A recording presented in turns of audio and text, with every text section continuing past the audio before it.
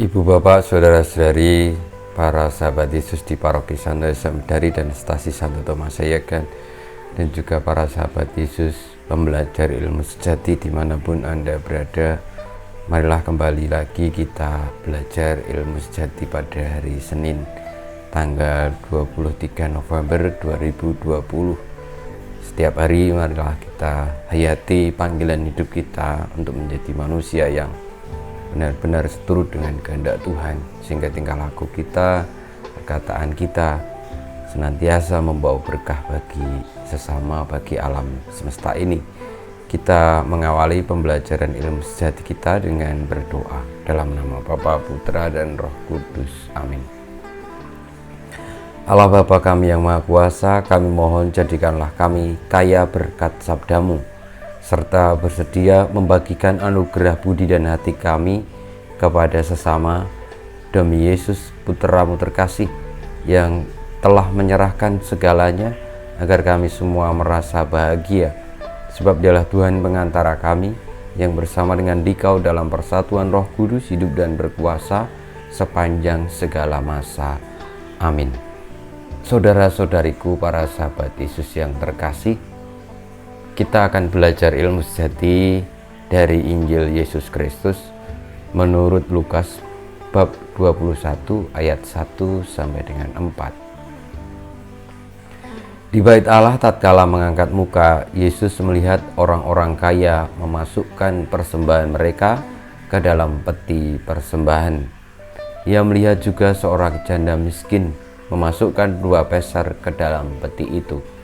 Maka Yesus berkata, "Aku berkata kepadamu, sesungguhnya janda miskin itu memberi lebih banyak daripada semua orang itu, sebab mereka semua memberikan persembahannya dari kelimpahannya, tetapi janda ini memberikan dari kekurangannya, bahkan ia memberikan seluruh nafkahnya." Demikianlah Injil Tuhan kita. Terpujilah Kristus. Para sahabat Yesus yang terkasih, saudara-saudariku, para pembelajar ilmu sejati, dari sabda Tuhan yang kita dengarkan baru saja, kita boleh belajar ilmu sejati tentang apa itu keikhlasan dan juga penghormatan dan juga cinta kepada Tuhan, kepada penguasa alam semesta ini yang memberikan segalanya. Karena sebenarnya kita mendapatkan banyak berkat, banyak anugerah, itu juga asalnya dari Tuhan. Tuhan Yesus tadi ketika melihat janda miskin yang memberikan, sebenarnya kalau dihitung dari jumlah persembahannya tidak banyak, tetapi karena persembahan itu merupakan hasilnya perjuangannya, kerjanya sehari itu, dan sebenarnya bisa untuk hidup hari itu, diberikan semuanya, itu menandakan bagaimana keikhlasan dan penghormatan, cinta itu lebih besar daripada hidup kita dalam arti kepentingan diri sendiri. Dan ini yang diingatkan bagi kita semua, bahwa kita hidup di dunia ini juga bukan karena kehendak kita sendiri, tetapi anugerah Tuhan. Maka sudah layak dan sepantasnya kalau kita bersyukur, kita berterima kasih dengan menjalani hidup dengan baik.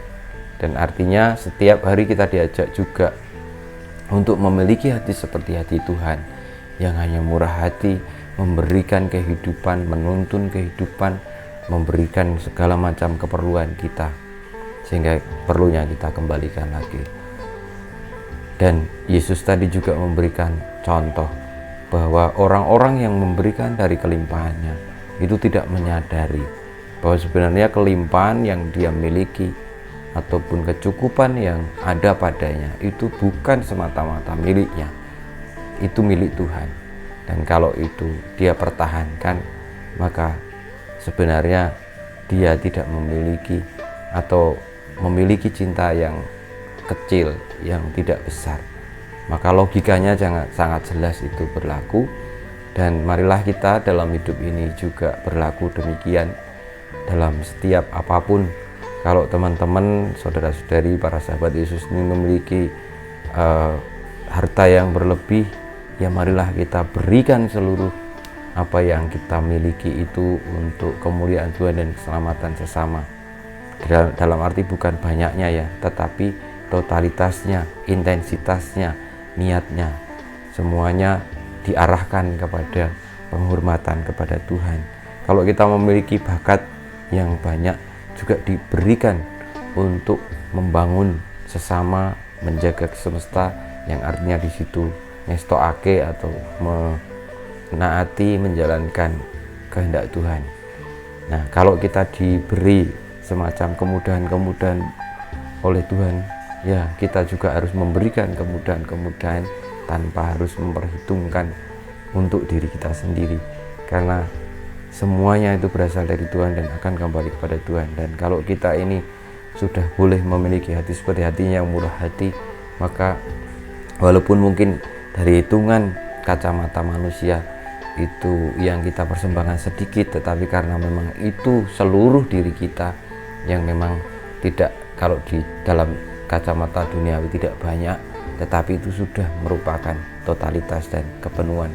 Artinya tidak ada lagi yang dimiliki atau tidak ada lagi yang menjadi ketakutan, menjadi semacam ketidakikhlasan bahwa itu semua harus menjadi milikku. Ini semacam ajakan bagi kita semua, termasuk dalam menanggapi alam, menanggapi sesama kita. Hendaknya kita arahkan bahwa semua berasal darinya dan akan kembali kepadanya. Tidak ada sesuatu yang kita punya hak untuk menghambatnya untuk kembali kepada Tuhan.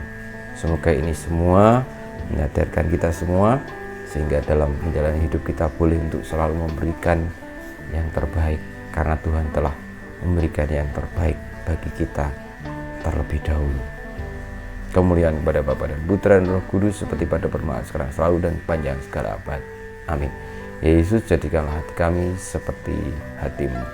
Tuhan bersamamu dan bersama rohmu, kita semua hidup kita, karya-karya kita, perjuangan kita untuk menjadi pribadi yang tulus, ikhlas, penuh syukur dan cinta kepada Allah, Sang Penguasa, pemilik segala sesuatu dalam hidup ini, senantiasa dibimbing, dilindungi, diberkati Allah yang Maha Kuasa, Bapa, Putra, dan Roh Kudus.